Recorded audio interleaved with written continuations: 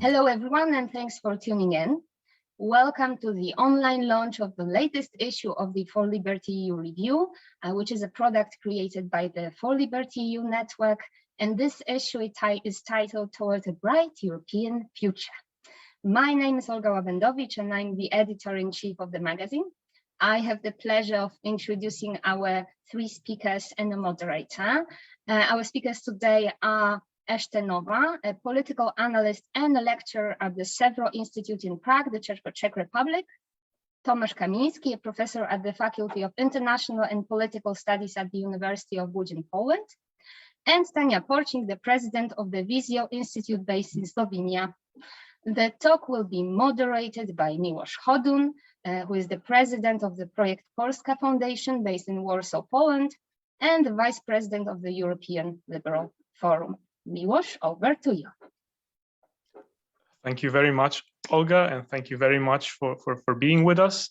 And let me start also with saying thank you to the 4liberty Network for giving me the opportunity to be the content editor of this issue of the 4liberty review. It was a great pleasure to work on this issue of the magazine, and I think partly unexpectedly, partly of course it was planned, it became a very timely issue, because when we started planning this issue of the magazine, I saw my work as working on the issue that should contribute actually to the conference on the future of Europe, because this was something that was happening. This was something that still many people, especially in the liberal bubble, had big expectations that this conference will change something, and we could see many proposals, we could see many discussions, we could see much optimism around Europe, and especially in the liberal bubble about the outcomes of the conference. And we wanted also to participate with our Central European voice to this conference in a broader sense. And I think more and more when of course we were working on the issue, we also saw, so with one eye we're working with the articles, with the authors on the issue, but with our other eye we're also looking at the conference itself. And I think we saw, at least I saw, that it becomes more and more blurry, the conference, and more there was no clear direction about where this conference is going, and about what to do with all these answers, with all these suggestions from the citizens and from all these events that had happened all over Europe.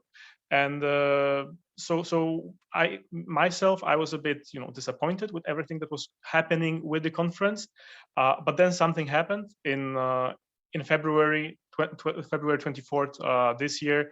The war in Ukraine started, so the terrible invasion of Russia on Ukraine started, and I think all these previous discussions about the future of Europe, they just really got a new sense, a new meaning. So leaders and all these skeptics who thought, okay, maybe this is not the moment to think about the future of Europe. We've been talking about the future of Europe so many times, and actually it makes no sense. I think after we saw these terrible happenings, in Ukraine, so basically I'm in Warsaw right now, so only 300 kilometers from here, there's the Ukrainian border.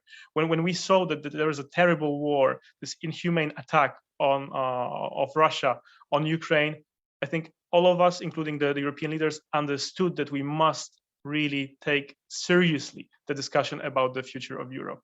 And we must take seriously the discussion about the composition of Europe and about all different aspects that shape the future of Europe, our security in a broader sense, of course, in the narrow sense also, but also in the broader sense. And you could see really reflection of that, what happened in February in Ukraine, in the issue of the magazine. So you can really read about the many proposals coming from Central and Eastern Europe about the future of Europe. That were many articles I think were started before the invasion, but then they had to be reshaped after the war started, because it's impossible to talk about the future of Europe without mentioning what is happening in Ukraine now. And without further ado, I would like to start this conversation with three authors we have from the region here with us today. And it's my great pleasure to have you with us. And I think it's also very interesting that the composition of the panel is that we have three people from countries that are, still governed, and here I'm looking at Tanja when I stress still, governed by parties, by prime ministers who are close allies and who offer a bit different view on the European Union, on European relations, on Europe's future. And I would like to definitely talk about this Central European aspect of the debate on the future of Europe. But I would like to start with giving you the floor and introducing the topics that you found the most important, the most timely, the most interesting to contribute in this discussion about the future of Europe, and you decided to write about these topics in your articles. And I would like to start with Tanja. And Tanja, you focused on constitutionalism, which is extremely important topic, and we have actually, I think I can say that, discussed it a couple of times already face to face or with more colleagues during our meetings of the 4liberty network. But why did you decide to write on constitutionalism? Why do you find constitutionalism so important in the discussion about the future of Europe? Thank you. Thank you for having me, and thank you to Olga for including my contribution to this issue of the 4liberty review. I want to add that my contribution was written before the invasion of Ukraine. I didn't feel the need to change it. However, there was one development coming from EU Commission that came after I submitted my final version, but it is in line of what I am recommending in the paper, which is that the EU institutions should more work toward making sure that EU member states are in line with restrictions imposed on them by their not just their national constitutions, but also EU legal framework. So before I go into what I discussed, I do want to kind of frame what constitutionalism is, because I understand not everyone is a legal scholar, not everyone, delves into legal theory and philosophy that underpins it. So just to kind of put it in a framework, constitutionalism defines and delimits ends and means within the realm of politics by imposing constraints on those in power. And the goal of doing this is, at least in liberal democracies, or you can call it constitutional democracies, is to protect fundamental values. One of the main one is, of course, our human rights and freedoms. So this is what constitutionalism is. As I mentioned earlier, it is not only important to have constraints in the legal in constitution or broadly in legal framework, but it's also important that these imposed restrictions are actually realized by political actors. So they are actually, there is some effect to them. And this is what we have been seeing lately in the EU. This is where the attacks came from. So it is not so much, to some degree, it is that the legal framework has changed in some of the Eastern European countries in order to loosen up constitutionalism or adherence to constitutionalism in these countries.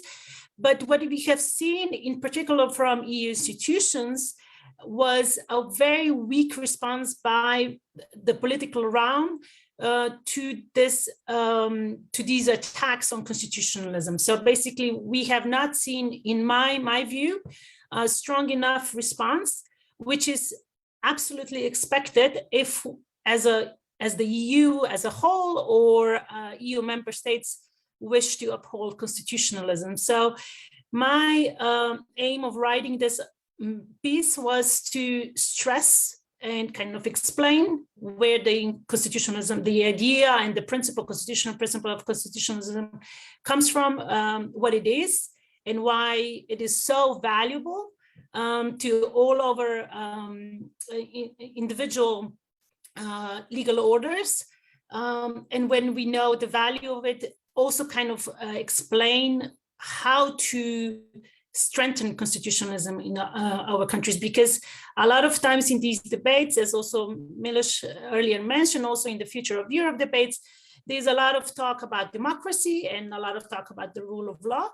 I do miss discussions on the importance of constitution as such, meaning like you know, some principles like checks and balances, separation of powers, constitutional rights, protection of them. So these topics, these discussions have been missing, and I do see a value in discussing them and stressing their importance in the future. So thank you. Thank you very much, Tanja. And when you are talking about constitutionalism in your paper, in your article, you are talking about one very specific version of constitutionalism, right? Which you mentioned already, liberal constitutionalism. Constitutionalism that stresses, that takes into account the rule of law and other liberal values. Do you think there is any future for European Union with a illiberal constitutionalism? No, I don't. True, people defined, there are scholars that would define constitutionalism in various ways. The way I define it is, as you mentioned, it is the one that is based on liberal political thought, kind of comes from the Enlightenment era. Sure, constitutionalism has evolved through the history. At the beginning, it was more to restrict arbitrary rule. In recent years, it has been more to disperse power and kind of create more actors within the government in order to protect human rights and freedoms.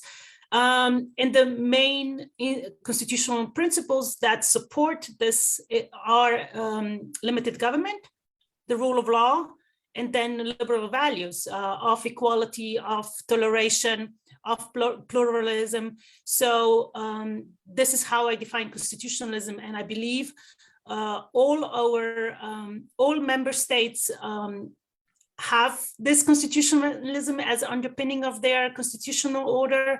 It is true that some parties are trying to undermine that, are trying to move their countries in a different direction.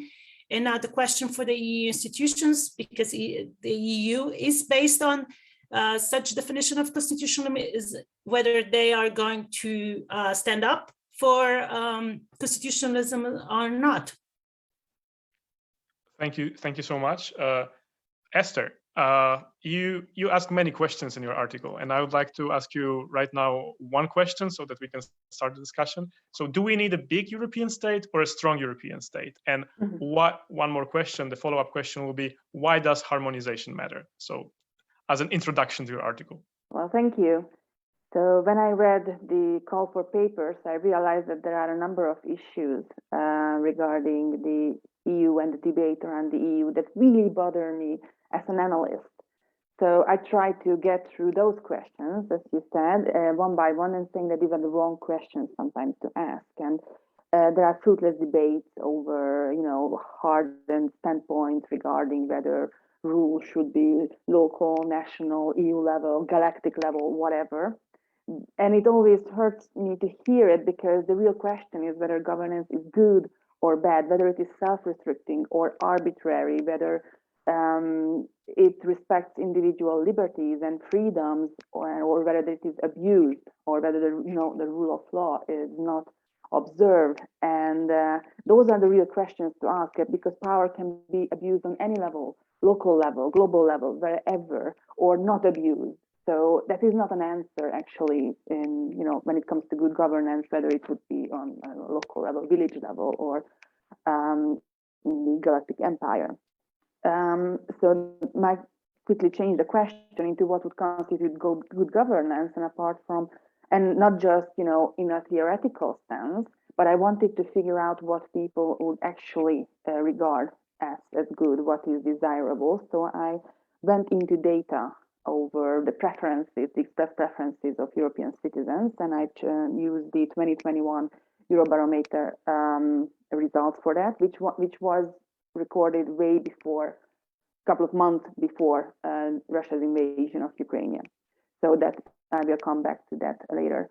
And so, to my surprise, I found, I mean, I kind of suspected it because people are not idiots, and that tends to be politicians' excuse to do idiotic policies and short-sighted policies and, you know, spineless, cowardly policies that, you know, people are like that. And at the same time, you don't see that in the data. People have a very clear preference for a strong state as opposed to a big one. And now this is possible in the moment to make the distinctions here, because a big state would mean huge redistribution or micromanagement or meddling, you know, regulatory meddling into every sort of aspect of people's lives. And some of the most infamous examples of that, some of them didn't even happen, like the infamous banana curvature incident that actually did not happen. But there are micromanaging regulations, say, regarding the curvature of cucumbers that actually exist. And this is the thing that obviously people do not like. At the same time, the debate is never over whether these regulations should exist in the first place, but whether it should be EU level or not. And the reason for that is because harmonization of these regulations has a value in itself, on a practical value. So maybe these regulations shouldn't exist in the first place, but then those questions should be addressed to national governments, because in these cases, there are up to 27 different sets of regulations on the curvature of the cucumber. Some don't, some do even more. So of course, the right answer should be that please don't. The markets are perfectly capable of coming up with the quality control systems, or you can get, you know, a more broader regulation that allows them to carry out these tasks. But micromanaging these things will not make the EU more effective or good or even loved. But it looks like it's political inertia, because you cannot really say to a member state that please stop doing this, is nonsense. You really shouldn't have rules about that. And when it comes to harmonization, I think we just got the most brilliant example in the last 2 years with the COVID-related regulations that stayed in the hands of nation state EU-wide. And if you try to travel, you quickly realize that either they are dealing with very different viruses, you know, every time you cross the border, or these regulations are a bit arbitrary, and it would at least, you know, be better for travelers to have one set of regulations for all these countries. So I travel a lot between Budapest and Prague, for instance, and the regulations in Budapest dropped the mask requirements pretty fast. Slovakia and the Czechia, on the other hand, were slower with that. So the same set of people are sitting on the same train coach for first 3 hours without a mask. Then we are required to put on a mask. Then we cross another border and then required to put on an FFP2 mask because a different set of regulation kicked in. Obviously, this is nonsense on the, you know, the basis of reality. It is either dangerous or not dangerous to not wear a mask, and these rules of reality do not change as we cross borders. So people, I think, got a very, very quick crash course on the importance of harmonization. So you can argue which set of rules is better or not, whether we should be regulating this or not, but it has value in itself that these things do not change every couple of 100 kilometers. And which ties us back, obviously, to the single market. The idea that these regulations should be harmonized as much as possible, because if you ever try to do cross-border business in the EU, you will realize that despite the single market, there are still this immense amount of red tape. So once again, the strong state would be welcome, that the big state with a lot of red tape would not be welcome. Micromanagement is not welcome. That's a very strong preference for that, not to mention redistribution. And this is the other thing. So actually just wanted to pick one set of data that really shocked me in this regard. And that was the 2021 Eurobarometer measured the answer who answered yes to the statement, agreed with the statement that more decisions should be taken on the EU level was 59% of the respondents. That's across the EU. And only 34% said no, which grows against any sort of received wisdom that we, and the assumptions we had regarding these things. And I'm pretty sure this is not because the quality of regulation is expected to be so much better in the EU level. It might be true for the Hungarian respondents to say that we are maybe better off with the kind of rules and the rule of law and whatever is enforced in the EU as opposed to a national government. But en masse, that is not the case.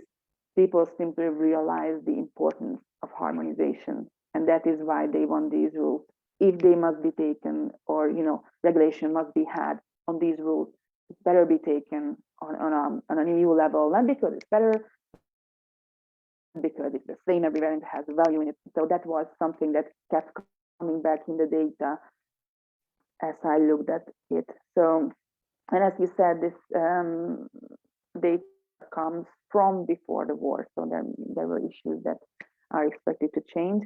And if, as an analyst, I can guess on that one, especially answers regarding the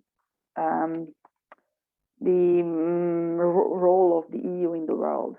So I already found, and it comes from a data set that was taken around the same time. It's the European Council for Foreign Relations looked at how EU citizens regard the EU, and especially the foreign policy with their values and the export of these values. And they found that, and it was surprising actually, because if you ask any politician, any foreign policy, any ambassador, anyone, they would tell you that, oh, people really just want their immediate material things done. They don't care about the values, they don't care about democracy, they don't care about reform, because those are vague things, and they don't really want to go cold in the winter or wherever just because we have a change in the energy mix of the European Union. And it didn't look like that, not even before the war. So sorry, did I go through? Okay, sorry. Thank you very much, Eszter. Thank you very much for this introduction to the article. I think there is a lot of data in Eszter's article. So if you like data, this is definitely an article to read. And also another article to read is an article by Tomasz Kamiński. And Eszter said about strong state and strong Europe, that this is something that we need. And your article focuses on strategic autonomy. So could you please tell us why strategic autonomy matters and why is it so important for the future of Europe? Okay, thank you. Let me start from defining strategic autonomy first. So strategic autonomy is all about having the necessary means to achieve policy goals while cooperating with partners or alone if necessary. Okay, so it's all about Europe, which is able to act alone in many areas. And being autonomous is being autonomous from China, being autonomous from Russia, but also from US. And that's one of the main points of my paper, that we should think about our autonomy, also having in mind that US, still our major ally, may be not that much reliable as we wish, and that the Trump presidency is a perfect example of this. Okay, now the presidency of Joe Biden is a sign of relief for us, and that we have some time of possible cooperation with United States, but we don't know what will be in the future. And another Trump, or maybe Donald Trump himself, may again become American president, and America come back to this isolationism and anti-transatlantism. So that's one of the reasons why we should build our autonomy, and our autonomy in many different areas, starting from security, through digital market, research and development, trade, foreign policy, and some others. So we have to be ready to compete with other players in the world in this more and more competitive times that we live. 4 examples of this strategic autonomy that I argue for. First is securing supply chains. We experienced it during COVID pandemic, that we lost access to, for example, bicycles. Maybe it's not that serious, but taking into account medicines, it's much more serious, right? So we should evaluate which sectors of economy should be more controlled, which supply chains should be more under our control in the future. The second point is control and constraint over the power of big tech, like Facebook, Apple, Alphabet, so Google, and so on. Okay, European Union is the only possible power in Europe to negotiate equally with those big political players, in fact, right? And being autonomous in this digital market is also quite important. And two, maybe most obvious thing. One is reducing dependencies, for example, in energy. And the war in Ukraine is a perfect example that dependencies on the energy market can be very harmful for particular European countries and for the EU as a whole. And it should definitely be our goal to reduce those dependencies. And last point, we should be able to defend ourselves. And again, war on Ukraine shows it as a very urgent matter. And I think that many people, many politicians in Europe, just to realize it, that it's really a necessity. Thank you very much, Tomasz. And I think it's extremely important that we're talking about this topic today when Russia cut the gas supplies to Poland and Bulgaria. So it's very timely. And what I also found extremely interesting that you are not talking only about security and energy like many people does, but you also mentions agriculture and digital affairs. So dear viewers, if you'd like to learn more about strategic autonomy, definitely you should read this article. And also, if you are watching us right now on Facebook, you please feel free to ask questions in the comment section and we'll try to take them. And if we don't have time to take them, I'm sure that our speakers today will be willing to answer them in the comment sections of the 4Liberty Facebook website. But what is very important for me is that in general, in our 4Liberty network, and also in the review and this particular issue about the review, is that we are trying to present voices and points of view from Central and Eastern Europe. And I would like also us right now to look at the future of Europe from the angle of your articles and your expertise, but also from this perspective of Central and Eastern Europe, because as we all know, and as I stressed at the beginning, there are some countries in Central and Eastern Europe that try to present what they would call an alternative vision of the future of Europe, alternative vision of the developments in Europe, and this triangle of capitals. So Budapest, Warsaw, and until now also Ljubljana, they try to contribute with a very different perspective. And I'm just wondering what your opinion on that is. Is this Central European voice coming from these three capitals, can it really influence? Can it really be an alternative for the vision of the future of Europe presented by other capitals, presented by citizens, and most probably that will be presented in the conclusions of the conference of the future of Europe? And I would like to give the floor to Tanja, give the mic to Tanja, and ask you, Tanja, why do you think there are so many threats for European constitutionalism that come actually from this region, from Central and Eastern Europe?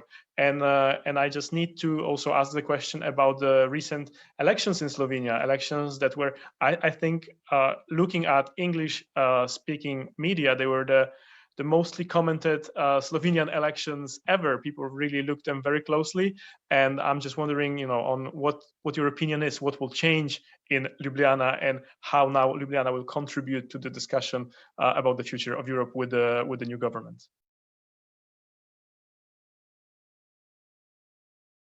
You are muted. Yes. Thank you for the question. Probably I have only a few minutes to answer, right? You do. So in terms of the attacks on constitutionalism coming from this region, we should, of course, not forget that just 3 decades ago, a little bit more, we were all under a different political regime that had no interest in upholding constitutionalism. It was just the opposite. So, and we lived under that political regime for 4 decades or so.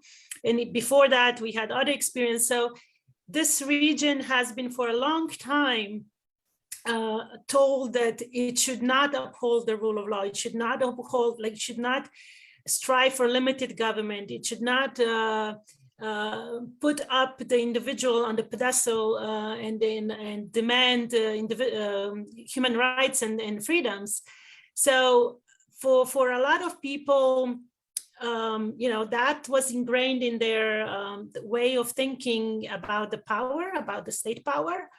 And on the other hand, what we have seen recently in some of our countries, I would say, is that some of the leaders that used to not just declare that they are liberals or they are constitutionalists a few decades ago, have learned that they could act as, they could act authoritarian, and the voters will not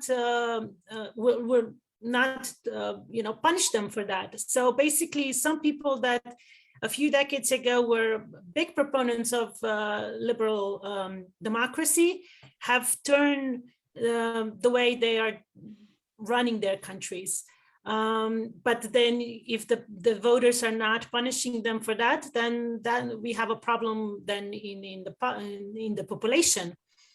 And now to turn to your question in terms of Slovenia, yes, I know the international press has been very interested in Slovenia. Unfortunately, I do see a lot of, not all, but a lot of very biased reporting in terms of my assessment of the last, in particular, the last 2 years, is that in Slovenia, constitutionalism was upheld. Meaning, sure, the government went too far with some of the executive orders, and it was not in, it was in contradiction with some of the legislation in Slovenia. However, after that was imposed, our Constitutional Court came in with several decisions that were clearly stating that the government was acting in contradiction to those laws. And what the executive branch did, it didn't follow those decisions. It didn't, like we might expect from what would happen from an authoritarian government, which would be that the executive wouldn't want to follow up on those type of decisions by the judiciary. The Slovenian government, had no objection, respected those decisions. So if you ask me, I think constitutionalism, yes, it was tried in these couple of years, but it was upheld.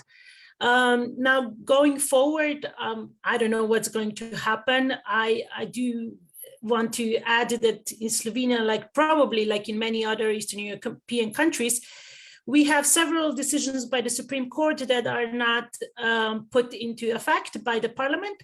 So I see problems there, which is, again, goes back to my earlier comments, which is discrepancy between what we have, like the legal restrictions on the state power, and then actually the political act, especially the legislature, acting in terms of upholding those restrictions.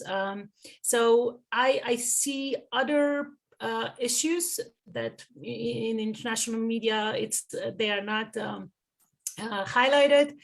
I have no idea how the future government, whatever government we will have, will act, but hopefully it will understand the importance of constitutionalism, because only that way we can protect human rights and freedoms. Thank you so much. We all hope so, that future government will be even better if it comes to protecting constitutionalism in Slovenia and in the European Union. I believe that if you have weak constitutionalism in one of the countries, basically the entire union has weak constitutionalism, because you cannot have one without another. And I would like to move to Eszter, and of course the topic of constitutionalism in Hungary it's all different story, and you can have we could have a different panel discussion about that, or just a lecture by Eszter, and it will be super interesting. But Eszter, like looking at your article again, I would like to stress that it is really full of data, and if we looked at the data, like, do you see really any differences between Eastern Europe and Western Europe about what people in Eastern Europe want from Europe and what people from Western Europe want from Europe? Like, are they like these two Europes, two different demos, or not really? Thanks for the question. And I did expect to find a lot of differences. And if you just work from the prejudices or the assumptions in this regard, you would have expected the Eastern Europeans would be more interested in the redistributive values of the EU, especially the development money that the EU gives to the least advanced economies of its members. But that's actually not true. So it couldn't be further from the truth, in fact. So no matter where you look, east and west, you will see a strong preference for individual liberties, the freedom of movement, and all sorts of things. These feature high up on the list of what East and Western Europeans treasure about the EU, with the sole difference of peace. For some reason, before the war, Western Europeans were way more aware of the peace function of the European project, and they really appreciated that, as opposed to Eastern Europeans, where it was obviously not hated, but it was down the list of preferences. But what I did not find was redistributive things like, the common agricultural policy or whatever being high on the list of Eastern Europeans. No. It was a low single digit. They may not even mention it unless they are specifically asked whether they care about it, because this is where, the politicians and the individuals' interests diverge, really, because once you realize that as an individual citizen of these countries, you will not benefit from these things. This is for our politicians, and that's the reason, the Russian autocracy export that Tanja mentioned, and you mentioned, that affects all three of our countries, or affected Slovenia until a while ago, really comes in because EU development funds, the redistributive functions of the EU would serve as a sort of resource curse. So whatever is oil for Putin is the EU development money for these countries, and they can be used politically for the same purpose, to building up clientele. So that was really the only difference I saw. And I actually expected to change between East and West, that Eastern European countries will come to appreciate the peace function of the EU a lot more than that, and also even more support for a common foreign policy, a stronger voice in the world as being one of the world powers. My data in the article does not show that, but I think can kind of be expected. Thank you very much. And now a question to Tomasz, also about the region and about strategic autonomy. Like, why would you say this is important for our region, for Central and Eastern Europe? And a question about Poland. Like, is what the Law and Justice government doing strategic autonomy, or not really? Or is it something very else? What is your opinion about that? Okay, so let's start from the position of Polish government, because this is an interesting issue, I think. So Polish government is generally afraid of strategic autonomy because Law and Justice is generally afraid about the furthering European integration. They perceive it as a threat. They perceive it as a way to strengthen Germany, and they have very strong anti-German sentiments. Okay. In fact, European integration is the goal of European integration is quite opposite. Yeah, to constrain and control Germany, but they see it differently. So first of all, they are afraid. Secondly, they doesn't believe in strategic autonomy. They perceive Europe as a weak actor, not capable to integrate, for example, in the security areas. They do believe that European security depends on US and point. Okay, so the European Union in this regard is nothing important, and they do not expect much from Europe. So they don't believe. And the third point is they don't understand strategic autonomy, and they don't perceive it as beneficial for Central Eastern European countries and for Poland specifically.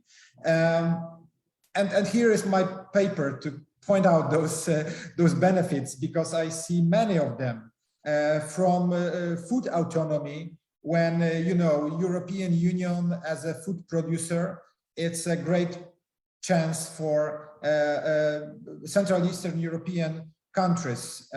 Only Poland and Romania, 3 million people working in agriculture, right? So that's a huge potential economic benefit for us. Energy autonomy, out of question, right? The Central and Eastern European countries are those dependent on Russia. So being more independent in this regard is beneficial for sure.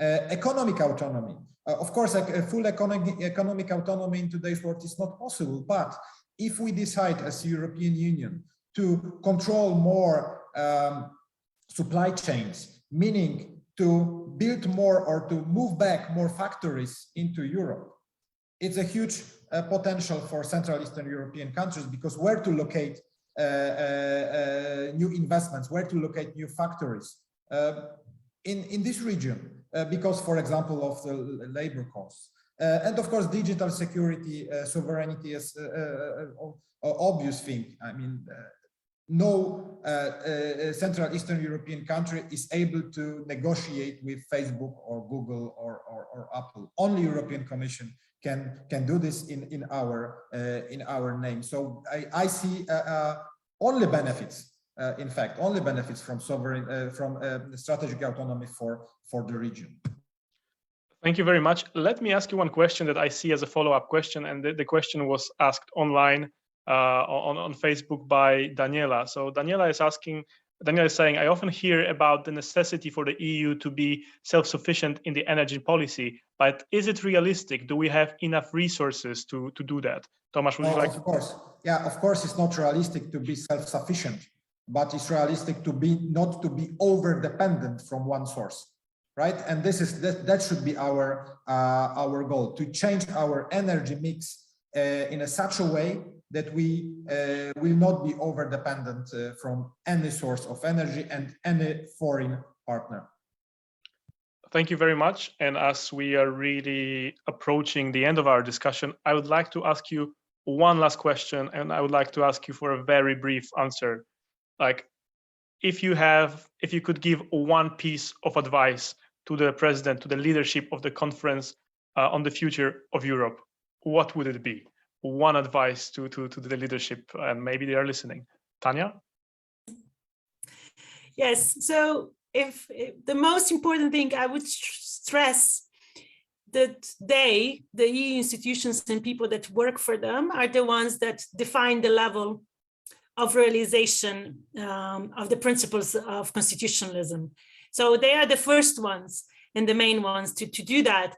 And then also, as a follow-up, I would say that these constraints, constitutional constraints, need to be binding in all circumstances and for all political actors, no matter which EU member states we are talking about, and also no matter which European political family the ruling party belongs to.